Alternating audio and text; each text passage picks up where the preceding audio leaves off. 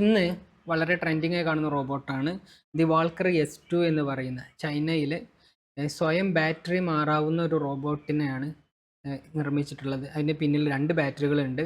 അതിൽ ഒരു battery charge തീരുന്ന സമയത്ത് റോബോട്ട് സ്വയം ആ ഒരു ബാറ്ററി എടുത്തിട്ട് അതിൻ്റെ ചാർജിങ് സ്റ്റേഷനിലേക്ക് എടുത്തു വെക്കും.